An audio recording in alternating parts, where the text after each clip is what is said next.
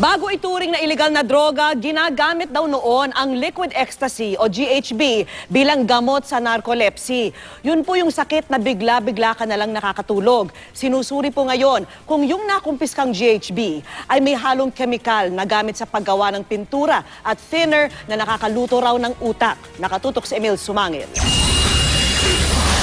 Maging ang Dangerous Drugs Board o DDB na bulaga raw sa tinatawag ngayong liquid ecstasy. Kaya kanina, nagpatawag ng emergency meeting ang DDB kasama ang NBI, PDEA, PNP at Department of Health para alamin ang lawak na ng paglaganap nito. Chemical na GHB o gamma hydroxybutyric acid ang liquid ecstasy. Bago abusugin at maging illegal na droga, gamot ito sa isang sakit. Kahit sa Amerika, approve yan before as ginagamit for treatment ng narcolepsy. Kaya lang, dahil nagkaroon ng mga adverse effects, no, or harmful effects, or yung kumbaga yung safety issues nahandoon, inano nila, kumbaga binan nila. Sa ilalim ng Republic Act 9165, ipinagbabawal ang substance na ito na isang anesthetic agent o pampamanhid na naghahatid ng intoxication o kalasingan.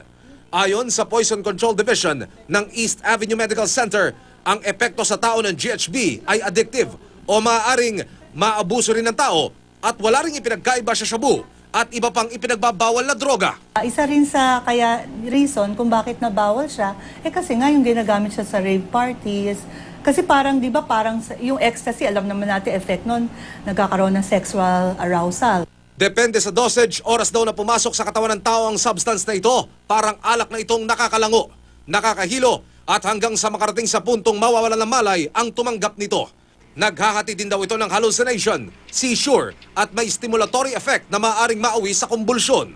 Pero bukod sa GHB, inaalam din ng NBI at DDB kung may nakahalong chemical substance na kung tawagin ay GBL o gamma-butyrolactone sa mga nakumpiskang ebidensya. Ayon sa DDB, ang GBL ay isang uri ng solvent na ginagamit na kemikal sa paggawa ng mga adhesive sa pandikit, pintura at thinner. Basically, sa literature, talagang medyo addictive ito, ginagamit na recreational intoxicant. No? Kumbaga parang lasing ang pakiramdam mo. Ayon sa Poison Control Division ng East Avenue Medical Center, nakakaluto ng utak ang GBL. Parang solvent tulad nitong lantarang sinisinghot ng mga kabataang inabutan namin kanina sa harapan ng Manila City Hall. Ano nakukuha mo pag sumisinghot ka? Power. Ano to? Power. Power. Anong ibig mo sabihin power? Pag sumisinghot ka, Pag lumilipad, parang lumilipad kami sa isip. Nasa edad 8 hanggang 15 anyos sa mga batang aming nakausap, nalulong sa solvent. hindi mo ba alam na yan masama sa utak mo, sa ulo mo, sa katawan mo? Hindi mo masama yan. Ha? Hindi naman masama yun ang taon na nag-solve yan, 2010. And according sa mga pag-aaral, lumiliit yung utak, natutuyo, lumiliit yung density na tinatawag na brain, and therefore, apektado lahat yung brain functions. No? So, iwasan natin itong mga to. No? Hindi ito makakatulong sa ating pag-unlad.